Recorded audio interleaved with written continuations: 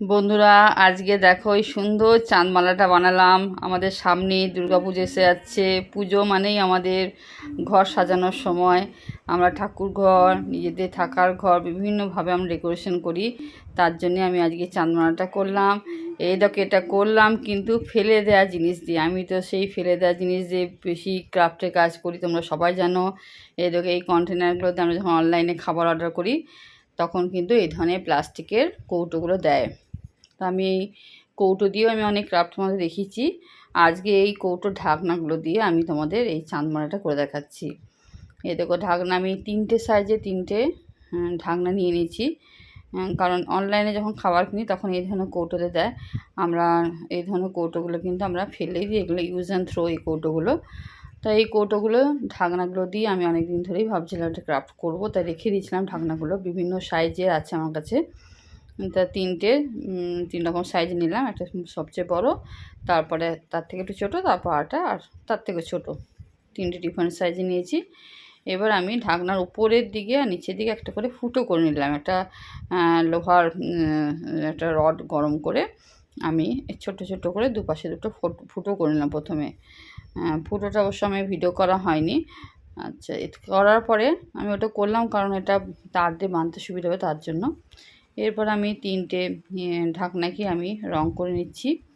যেহেতু পুজোর সময় লাল হলুদ এগুলো বেশি ভালো লাগে, সাদা, পুজোর ঘর যেহেতু ডেকোরেশন করব বলে আমি এটা করছি, তার জন্য আমি এটা লাল করছি। এটা অন্য রঙও তোমরা করতে পারো। এই দেখো, উপরে ফুটোগুলো কিন্তু হালকা করেছি, হালকা বোঝা যাচ্ছে। তিনটেই রং করে নিলাম। এরপর আমি আউটলাইনগুলো একটু করে হলুদ রং দিচ্ছি। এই দেখো, এটা কিন্তু ফেব্রিক রং দিয়ে করবে। ফেব্রিক রং দিয়ে করলে রংটা সুন্দর হবে, যেহেতু প্লাস্টিক উপর ফেব্রিক রংটা ভালো বসবে। শুকিয়ে যাওয়ার পরে আমি এরকম কাঁচগুলো, বিভিন্ন টাইপের কাঁচগুলো, এগুলো আমি অনলাইনে অর্ডার দিয়েছিলাম। অনেকগুলো একসাথে আমি নিয়েছি। যেহেতু আমি ক্রাফটের মানে কাজ করি, সেই জন্য আমি এই কাঁচগুলো অনলাইনে অর্ডার দিয়েছিলাম মিশোতে।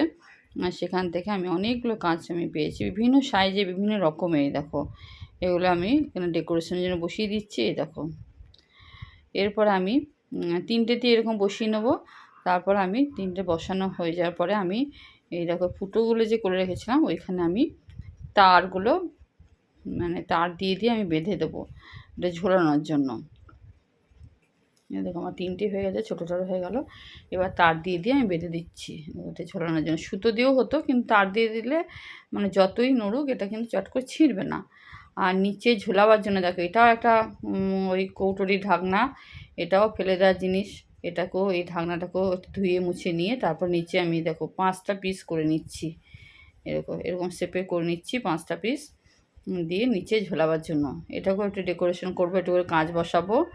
আর এই দেখো, এটা একটা লাইলনের সুতো দিয়ে আমি বেঁধে নিচ্ছি যাতে ছিঁড়ে না যায়। দেখো, কাঁচ বসিয়ে নিচ্ছি নিচে। এটাকে এটা করে এই যে এই মিররগুলো কিন্তু সবই আমি অনলাইনে কিনেছিলাম।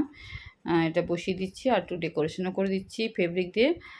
এই দেখো, ফেব্রিক দিয়ে একটু করে ডেকোরেশনও করে দিচ্ছি, দিয়ে আমি এটাকে করছি। দেখো কেমন হয়েছে বন্ধুরা, তোমরা অবশ্যই জানাবে।